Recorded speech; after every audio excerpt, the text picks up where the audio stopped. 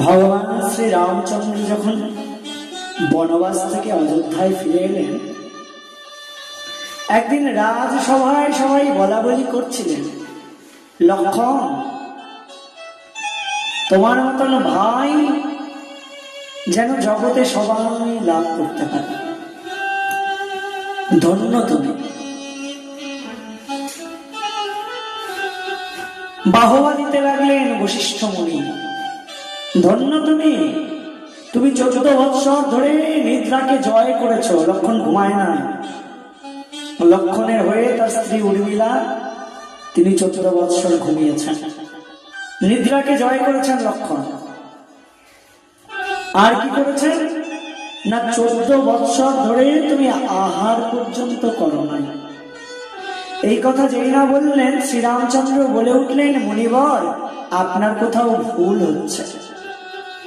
কেননা আমি প্রতিদিন লক্ষণকে আহার করবার জন্য ফল দিয়েছি। লক্ষণ তো প্রতিদিন আহার করেছে, আপনি কেন বলছেন সে আহার করে নাই? লক্ষণ মাথা নিচু করে বলছে, দাদা, তুমি আমায় ফল দিয়েছো, এটা সত্য, কিন্তু তুমি ফল দিয়ে আমায় বলেছো লক্ষণ ধরো। এবার তুমি যখন আমায় ধরতে বলেছো, আমি সেটা ধরেছিলাম, তুমি তো গ্রহণ করতে বলো নাই, তুমি তো খেতে বলো নাই দাদা, তাই আমি খাই নাই গো। লক্ষণ কি বলছো?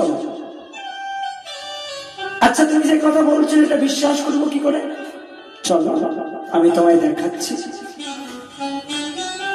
সবাইকে নিয়ে লক্ষণ গেলেন যেখানে তিনি ফলগুলো রেখেছিলেন, সেই জায়গায়।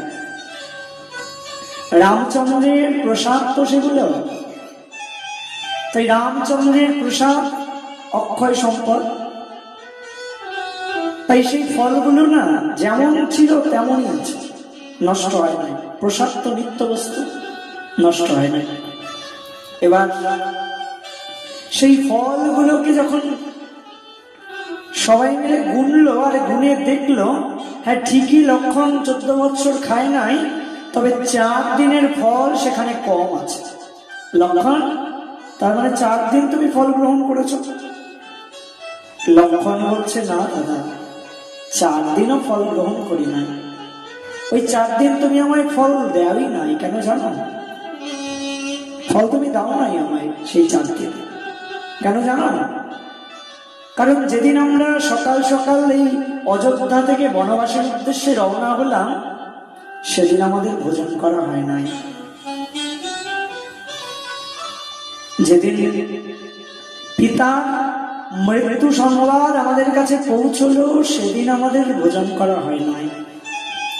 যেদিন মাতা সীতা হরণ হলো, সেদিন আমাদের ভোজন করা হয় নাই। আর যেদিন আমি শক্তিশীল বিদ্ধ হলাম, সেদিনও ভোজন করা হয় না। এই 4 দিন তুমি আমায় দাওনি। রামচন্দ্র এবার ছুটে এসে লক্ষণকে বক্ষ মাঝে জড়িয়ে ধরলেন, লক্ষণ, সত্যি ধন্য তুমি, ধন্য তুমি আমার ভাই। লক্ষণ, আমার ইচ্ছে হচ্ছে তোমার চরণ সেবা করব, কিন্তু তুমি তো ছোট, তাই তোমার চরণটা ধরতে পারছি না, তাই আমার বড় ইচ্ছে হচ্ছে জানো। তাই আমার ইচ্ছে আগত দ্বাপর যুগে তুমি আমার দাদা রূপে অবতীর্ণ হবে, তুমি হবে দাদা বলরাম। তখন আমি তোমার ছোট ভাই হব, আর ছোট ভাই হয়ে অমন করে তোমার চরণ সেবা করব। তাই দ্বাপর যুগে এই লক্ষণই বলরাম হয়ে এসেছে।